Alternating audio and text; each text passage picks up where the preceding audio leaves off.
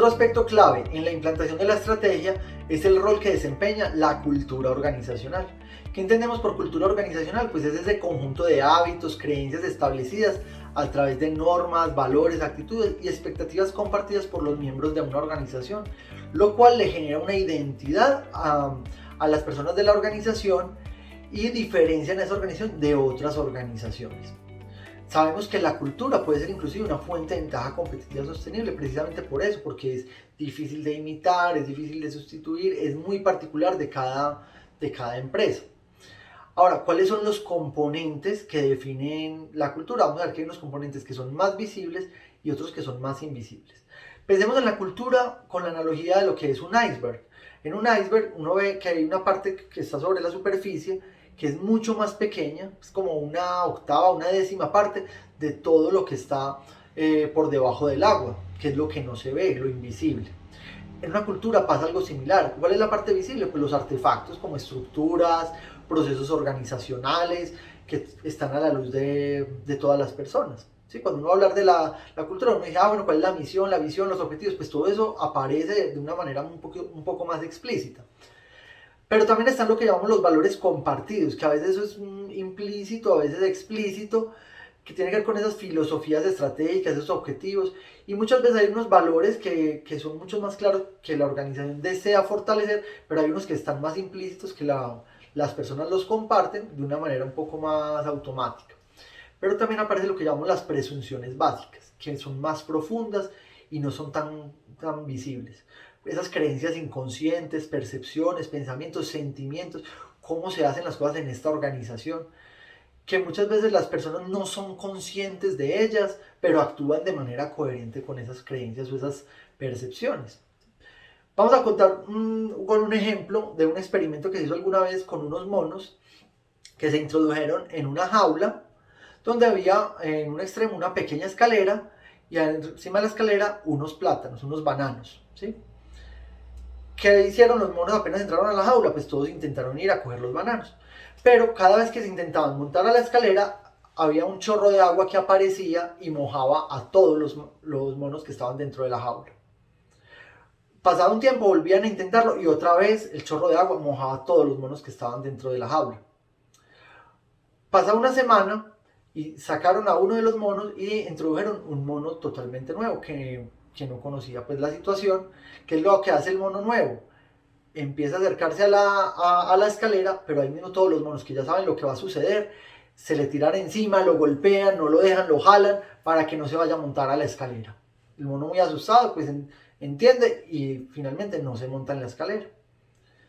Pasa una semana, sacan a otro de los monos antiguos y meten a otro mono nuevo que va a hacer lo mismo. Va a acercarse a la escalera e intentar coger los bananos, pero todos los monos se le abalanzan y lo golpean, lo agarran, no lo dejan. Y el mono que había entrado la semana anterior es de los que más duro lo golpea. Pasa un tiempo y van sacando monos antiguos, metiendo monos nuevos y el proceso se va repitiendo hasta que llega un momento en que todos los monos que están dentro de la jaula saben que no se pueden acercar a la escalera, ninguno se atreve a hacerlo, pero ninguno sabe por qué, porque nunca han sido mojados, nunca les tocó cuando salía el chorro de agua cuando se acercaban allá.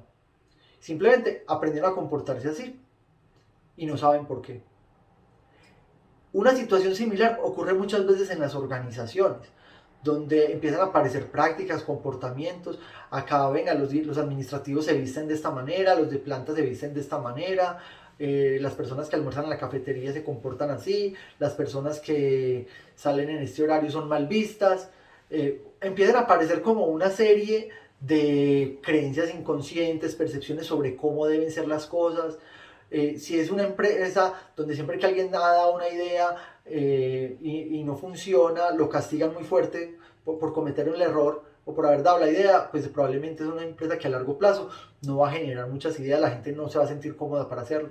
Van a aparecer una serie de comportamientos que va a ir delimitando cómo es el tipo de organización, cómo se comporta la gente allí, ¿sí? Entonces, la pregunta clave es, bueno, ¿cómo se modifica la cultura de una organización.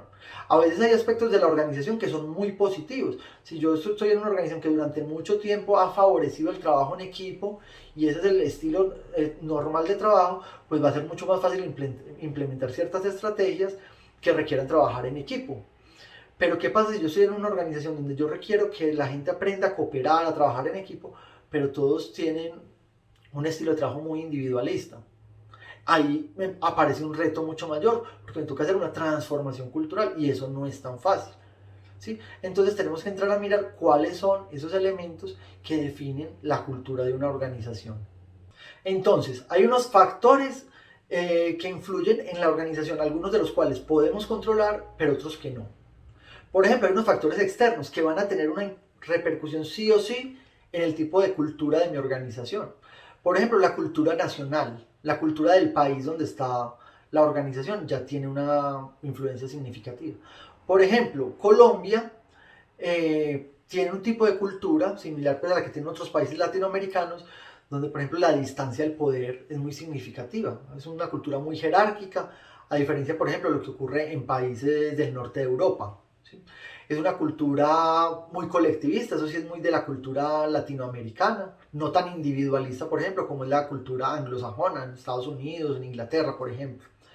Es una cultura con alta aversión al riesgo y alta aversión a la incertidumbre, muy diferente a lo que sucede, por ejemplo, en algunas culturas orientales, en China, en Japón.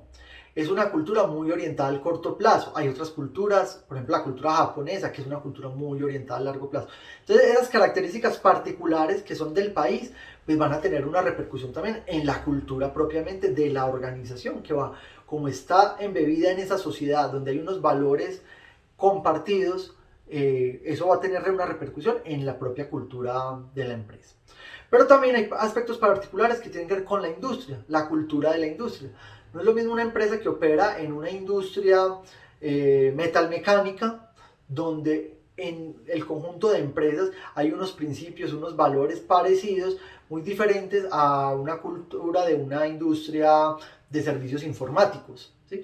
Donde van a haber otros valores, otra orientación.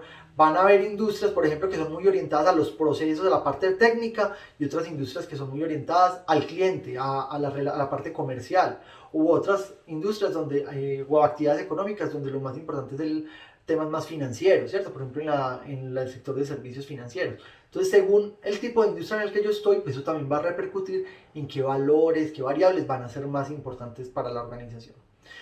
Y adicionalmente, pues está la cultura profesional de los empleados. Fíjense que los empleados, pues, desarrollan mucho, pues las personas en general, mucha parte de sus valores, de sus creencias, los desarrollan a lo largo de su formación profesional y según el tipo de profesión que hayan desarrollado. Entonces, por ejemplo, en una clínica donde un gran porcentaje de los empleados son médicos, pues muchos de esos valores que fueron desarrollados a través de su formación como médicos, pues va a tener un impacto muy significativo en la cultura de esa organización que es un hospital.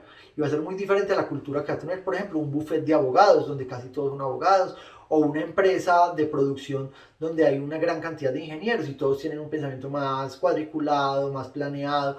Entonces, según el tipo de organización en la que yo estoy y el tipo de profesiones predominantes, eso va también a repercutir en los valores culturales que van a tener las empresas.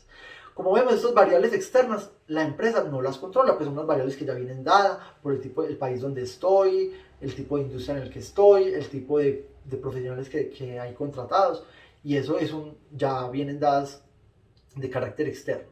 Hay unas variables que pueden ser internas, pero sobre las cuales tampoco tenemos control, porque ya son del pasado, es decir, factores históricos. Situaciones que pasaron, que fueron afectando los tipos de valores, el tipo de comportamientos que eran aceptables o no aceptables dentro de la organización. Por ejemplo, el rol de los fundadores juega un papel muy importante. Entonces, usted es una empresa como Industrias ASEF, que se dedica a la construcción de electrodomésticos. El fundador, José María Acevedo, que ya tiene más de 100 años y ha sido uno pues, de los líderes empresariales en el país, con una alta orientación, un alto cuidado por los empleados, ha ido generando que ese cuidado que tiene la empresa por su talento humano se convierta hoy en día en una variable corporativa que va pues mucho más allá de lo que sucede en otras compañías. Y mucho de eso tiene que ver con los valores, las creencias que tenía José María Acevedo desde que creó la empresa y como la fue desarrollando a lo largo de los años. Y así pues muchos empresarios, la familia Carvajal, cuando crea la empresa Carvajal, bueno, las familias que fueron creando estas empresas y esos primeros fundadores, esos valores que tenían de cómo, del sueño que tenían de la organización, van generando como un mito de lo que la empresa es, de su esencia y hacia dónde quiere llegar, que obviamente eso permea un poco la cultura. También influye mucho las crisis empresariales, los momentos de crisis y la forma como las empresas lo afrontaron. En los años 90, cuando se generó la apertura económica en Colombia, empezaron a llegar muchos productos, muchas empresas externas a una economía que estaba muy cerrada y obviamente muchas empresas se quebraron, muchas empresas no supieron afrontarlo, pero algunas empresas que supieron ver en esto una oportunidad, por ejemplo la organización Corona en su momento, Leonisa, el Nacional de Chocolates, bueno, hubo ciertas empresas que lograron ver una oportunidad en esa apertura económica y quisieron ir más allá del mundo, y la forma como afrontaron ese momento de crisis logró cambiar una mentalidad que hoy en día permanece en muchas de estas organizaciones, en esa mirada a largo plazo, esa mirada más de pensamiento global. Entonces la forma como las empresas van afrontando las crisis van marcando también cuáles van a ser esos valores que van a ser mucho más significativos en la compañía.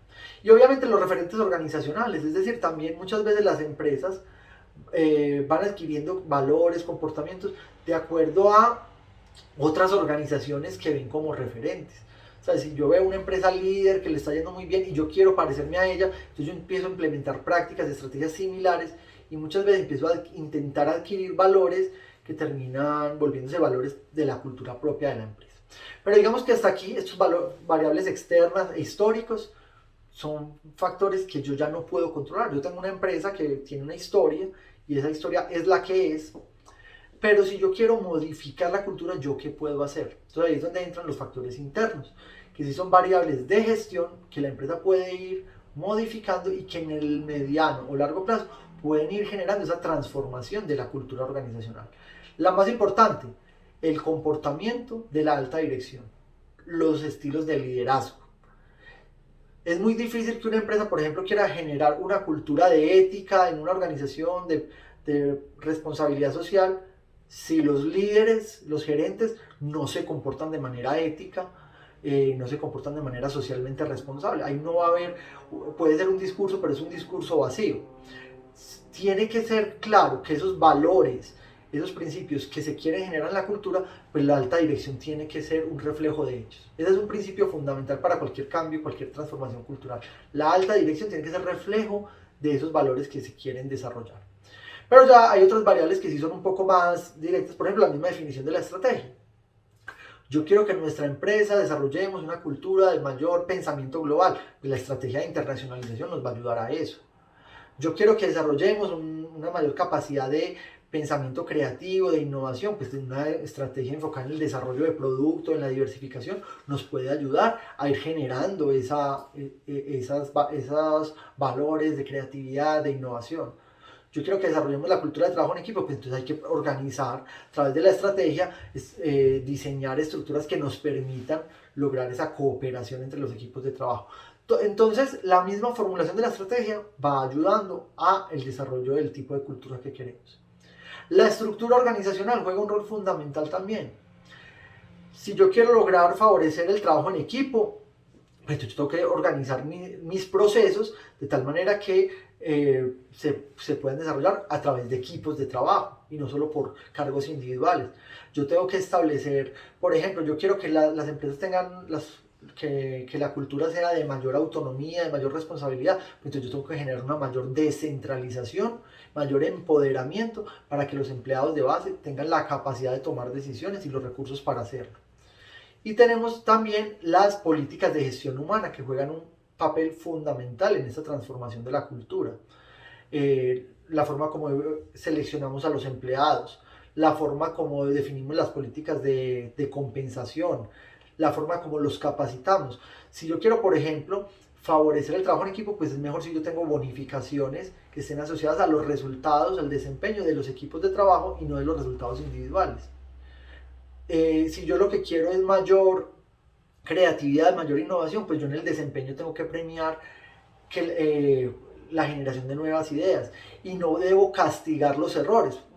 Pues cuando son errores pues que son por la búsqueda de soluciones creativas, pues hay errores que son deliberados, pues que probablemente requieren una forma pues de disciplina, pero hay errores que muchas veces son formas diferentes de buscar solucionar problemas y que de esa manera se desarrolla la creatividad. Entonces, según esas prácticas de gestión humana que yo establezca, eso va a terminar influyendo en cuáles valores culturales van a tener más fuerza y de esa manera se va modificando la cultura de la organización.